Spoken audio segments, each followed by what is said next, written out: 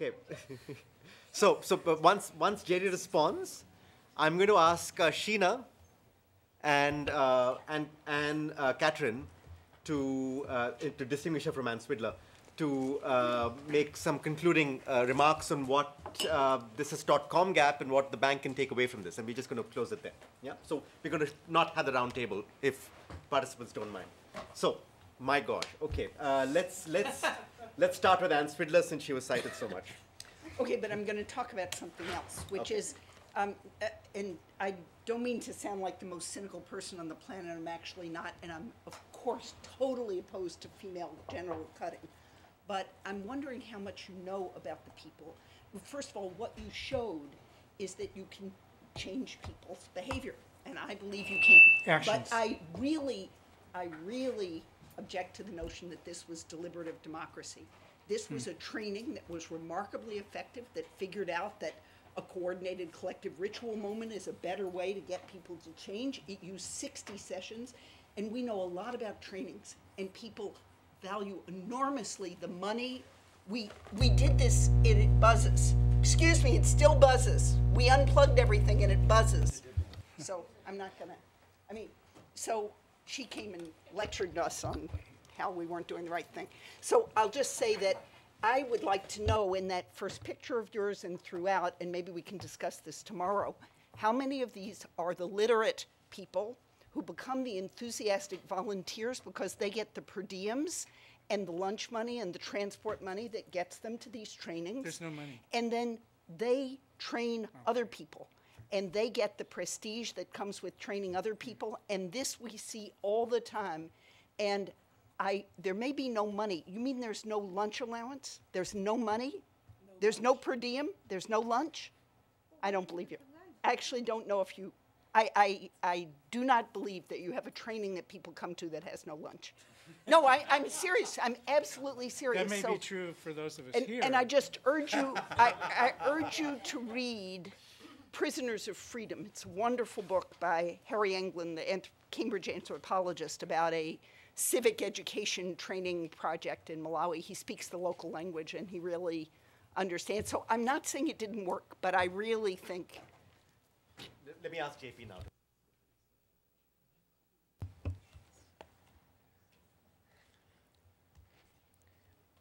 I do cultural economics a lot, and I was I was convinced that certain intrinsic values are getting mobilized, but that's not all what cultural economics here would tell me. And some of the other commentators have already brought it up, that your preferences fundamentally change. What you are trying to maximize fundamentally changes, but that's not where I wanted to go. I wanted to bring up something which I think we should all be considering, and it doesn't just speak to your paper, but maybe to others too. And I'm not going to do the professorial thing, but if I went around the room and asked, a little girl is crying at the end of the road and people stop to help, what are they maximizing? So it would draw anything from a gasp as to what do you mean I'm maximizing something to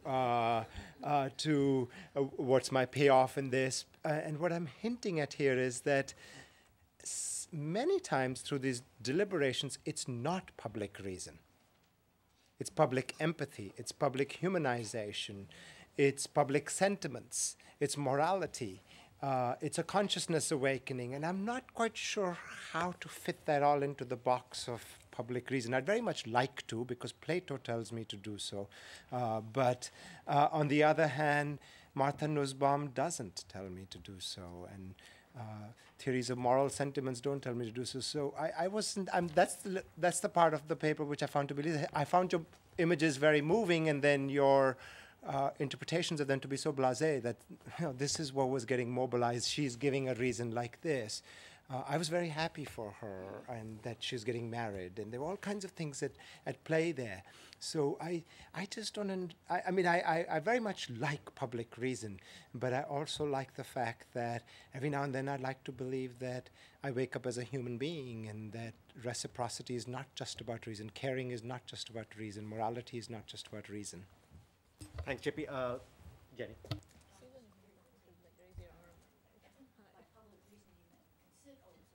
considerations that others could accept, including empathetic considerations.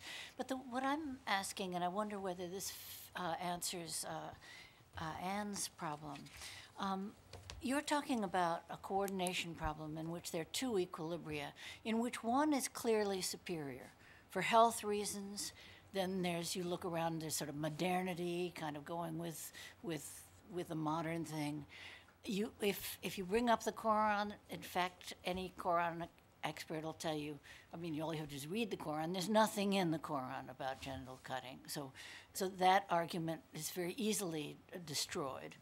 And in your case, you had no real organized opposition that I saw. I mean, that you mentioned. But maybe there is. But so it's a question of moving from a kind of unsatisfactory equilibrium, which is kept in place by mutual expectations, to a fairly clearly more satisfactory equilibrium.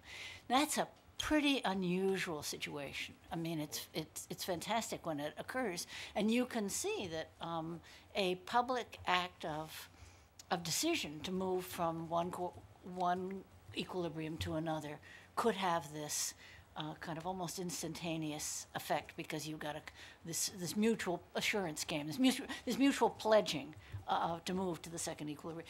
But when we look around at the kind of deliberative situations that normally face human beings, that would be 1 out of 1,000 or 100,000. I mean, it's not a high percentage.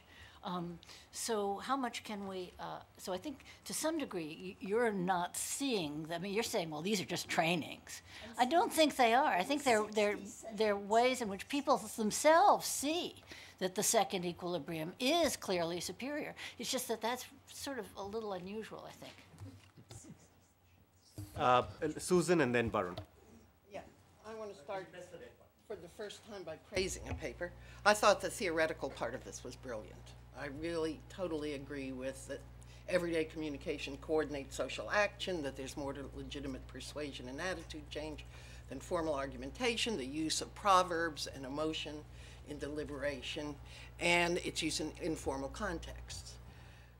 The empirical basis for claiming success, for claiming change, I am not so enthusiastic about.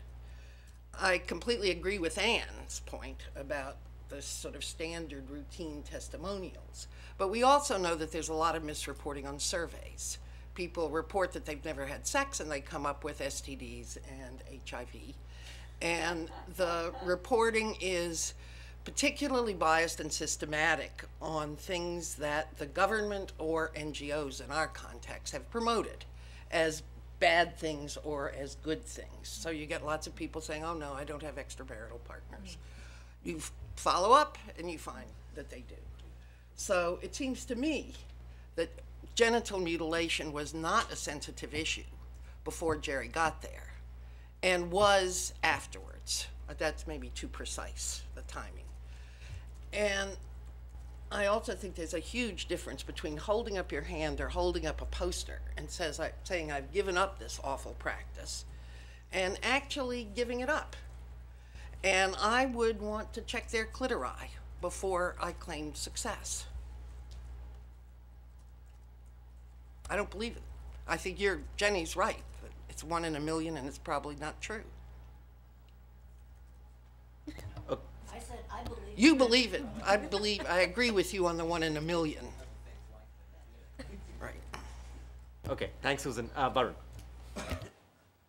A question and a comment. The question picks up from several things that people have already said. The question is, I was wondering about the role of the external world in all this. I mean, was this a change in values, or was this a wish to be not a backwards culture anymore, you know?